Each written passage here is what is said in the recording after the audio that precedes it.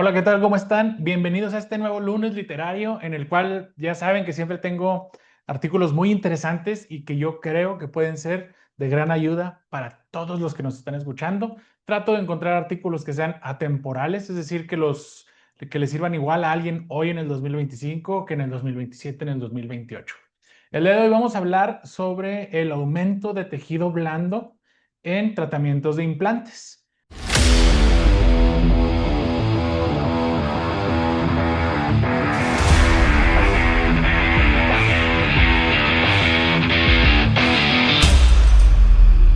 Vamos a ver un artículo que comparó mucho el uso o bueno, trató de buscar mucho si había diferencia entre usar injerto de tejido conjuntivo o injerto de tejido conectivo, como le decimos popularmente en el habla hispana, contra no injerto. Ese fue como una parte. Y otra parte fue, bueno, matriz dérmica celular contra injerto de tejido blando. Y vamos a ver si en realidad vale la pena a fin de cuentas para el paciente, que es el usuario final de ese injerto, y si nosotros como clínicos, o bueno, los clínicos que ayudaron en las investigaciones, detectaron alguna mejoría. Creo que este tema es importante porque es algo que nos puede ayudar mucho, pero que a veces se ve como algo innecesario, por lo menos a ojos del paciente. ¿Vale la pena hacer que el paciente pase por ese, de un, digamos, segundo sitio quirúrgico o en realidad no? Entonces voy a pasar ahora a compartirles mi pantalla.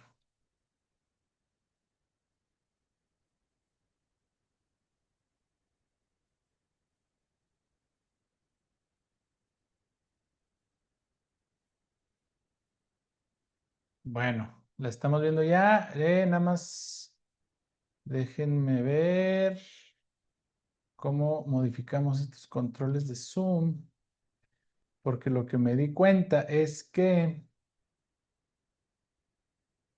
ahí está. De repente sale la ventanita de Zoom, estorba mucho para ver la pantalla completa. Entonces, ahí está. El artículo se llama Aumento del volumen de tejidos blandos durante la terapia temprana, tardía y tardía con implantes periodontales. Es una revisión sistemática, es decir, que no hicieron como tal una investigación los autores, sino que se dieron a la tarea de buscar muchos artículos en las diferentes bases de datos y tratar de encontrar esa estadística que confirmara o no las preguntas que se van a hacer.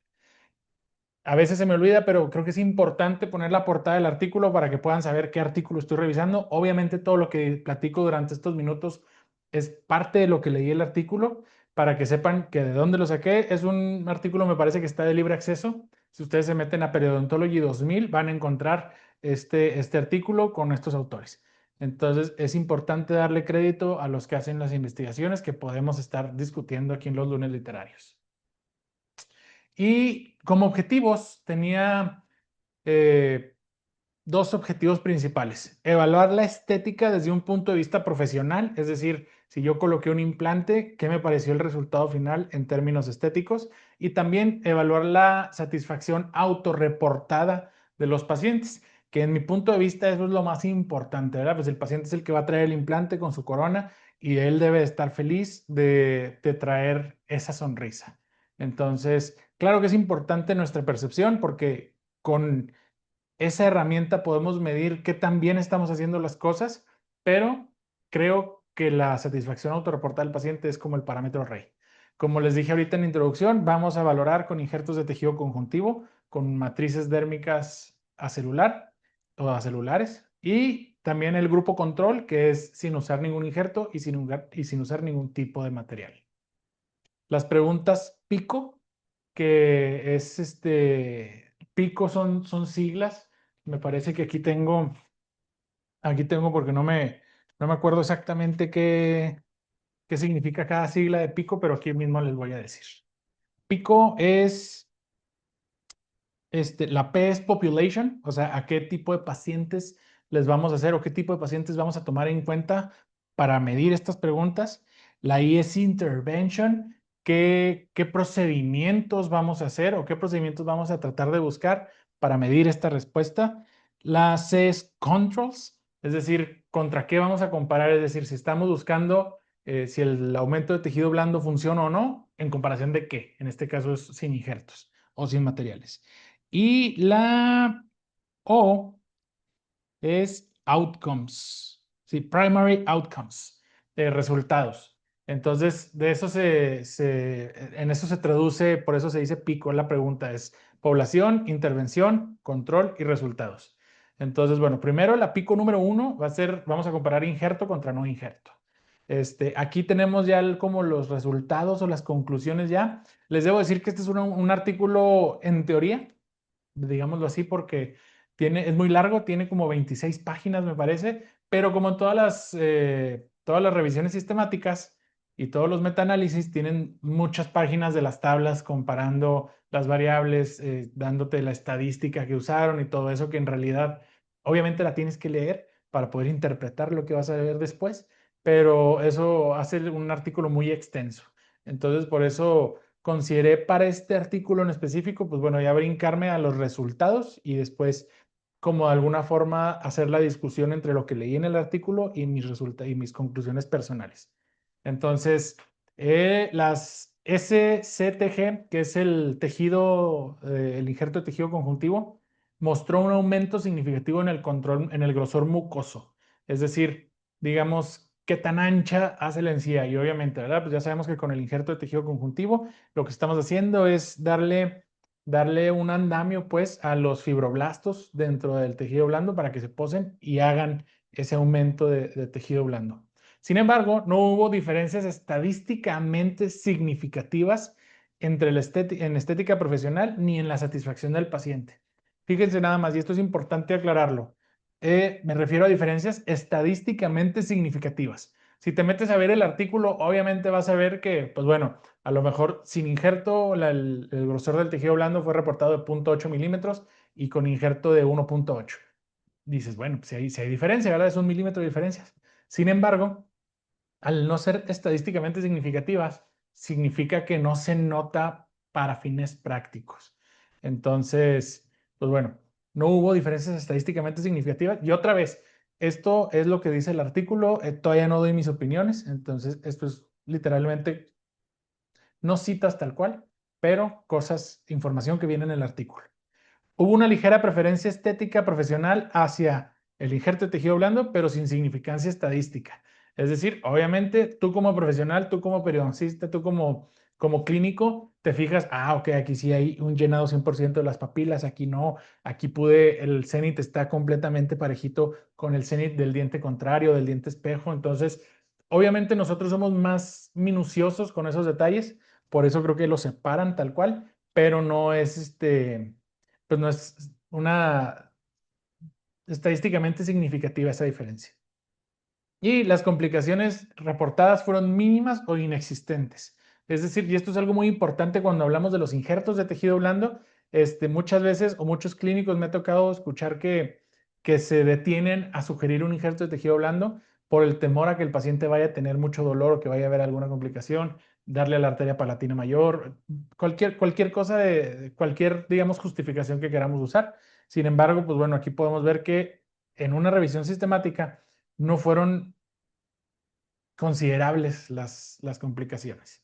Entonces, bueno, eso es en cuanto al tema, la pregunta de si hacemos un injerto o no hacemos injerto. Y aquí es algo importante o es algo interesante que no hay diferencias significativas. Yo sinceramente sí pensé que iba a haber algo reportado ahí, pero pues, al parecer no. Y vamos a ver con la pregunta número 2, con el pico 2, injerto versus matriz dérmica celular. El injerto de tejido conjuntivo tuvo mejores resultados en estética profesional, es decir, a nosotros los dentistas o los clínicos nos gustó más el resultado que la matriz dérmica acelular. No hubo diferencia significativa entre la satisfacción del paciente entre ambas cosas. Entonces, al paciente le va a dar, al parecer, exactamente igual el resultado que tengas haciendo un injerto de tejido conjuntivo o usando una matriz dérmica celular. Lo que, bueno, vamos a hablar más adelante de las conclusiones. Ahorita apeguémonos a los resultados. El injerto de tejido conjuntivo ganó mayor grosor mucoso que la matriz dérmica celular. Entonces, y el uso del tejido conjuntivo se asoció a mayor morbilidad posoperatoria, es decir, dolor, aunque fue poco documentada. Es decir, permítanme tantito.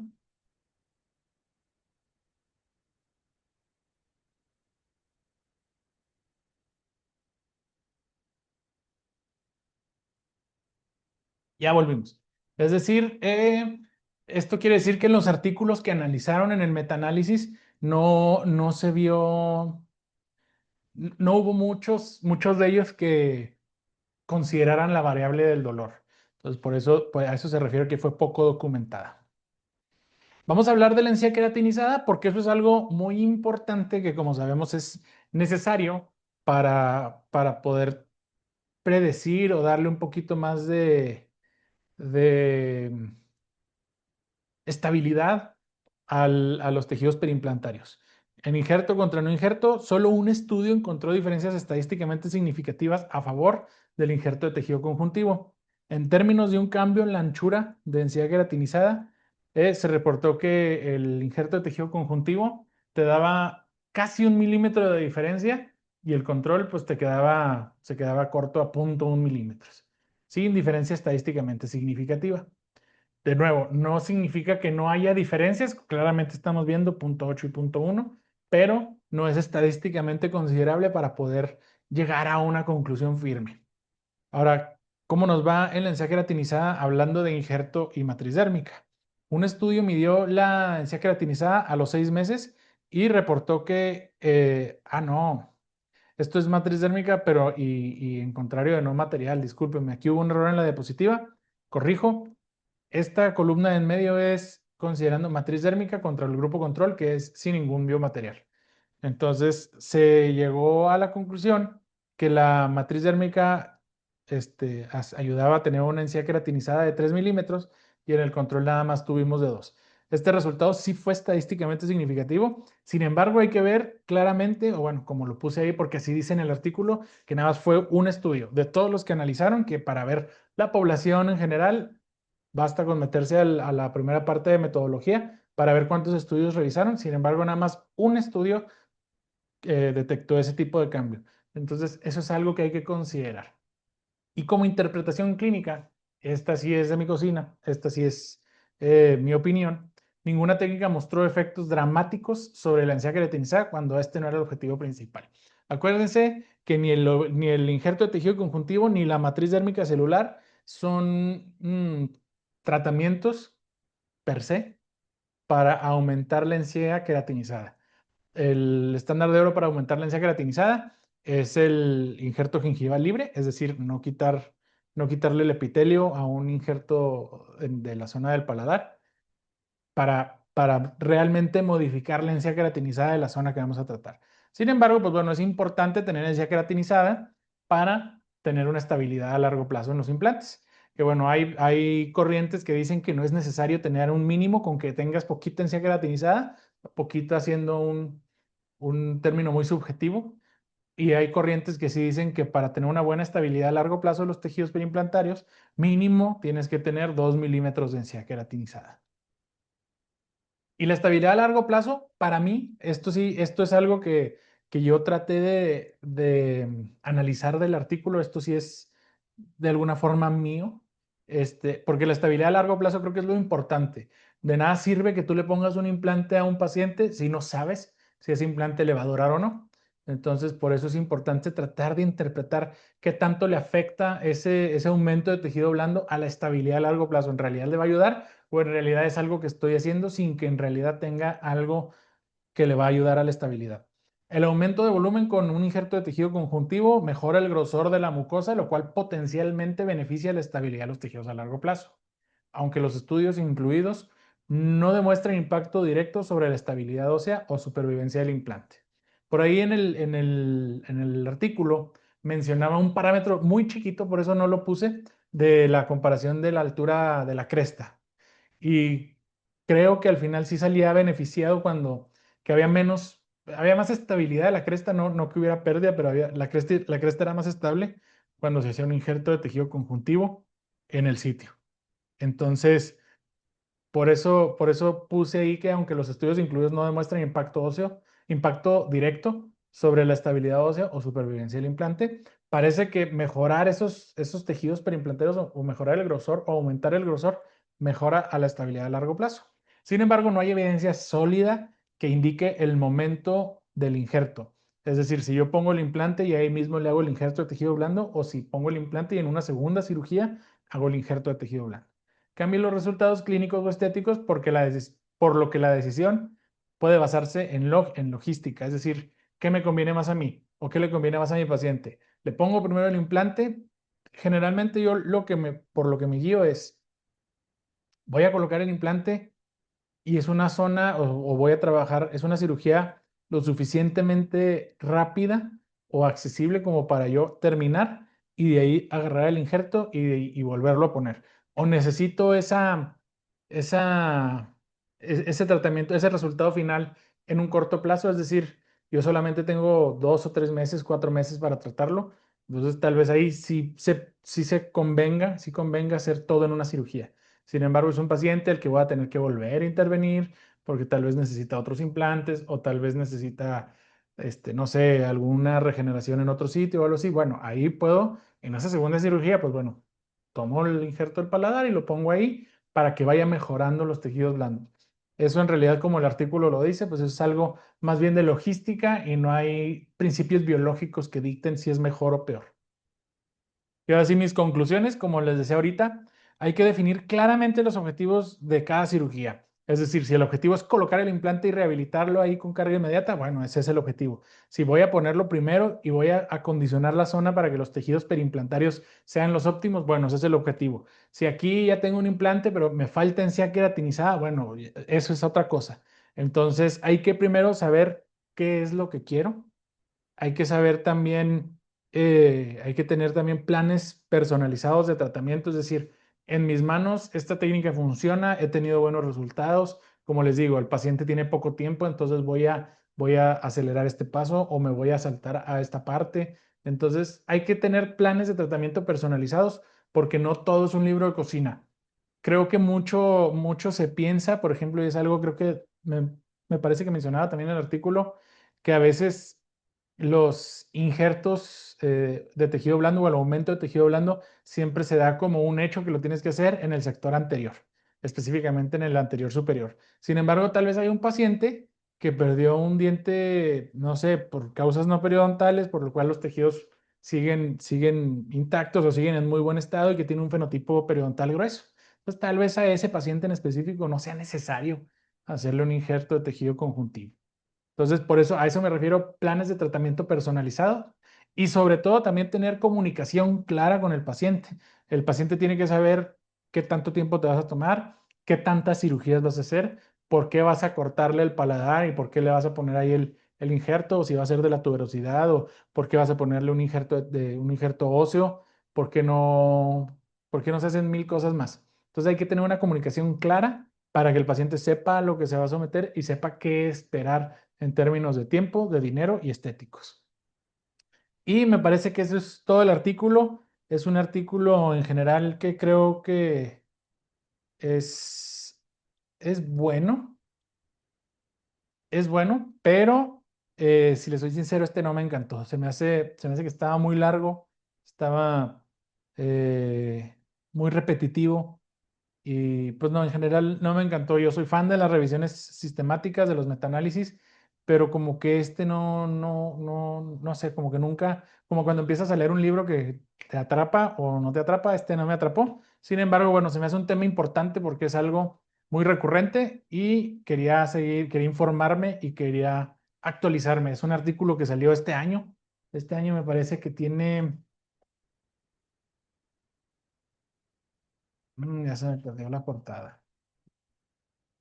Ah, acá está. Salió en febrero no, fue revisado y fue aceptado en marzo del 2025.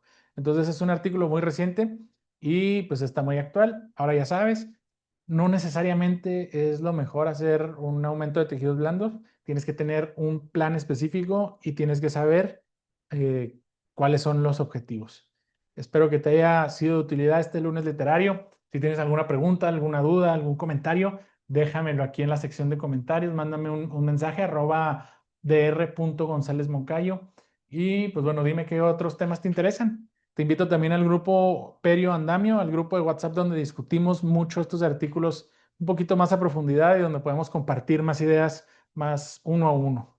Entonces te agradezco mucho por estar esta semana en el lunes literario. Te veo en 15 días Y recuerda que la próxima semana sale el próximo episodio de Contrángulo con el doctor Gerardo Batista.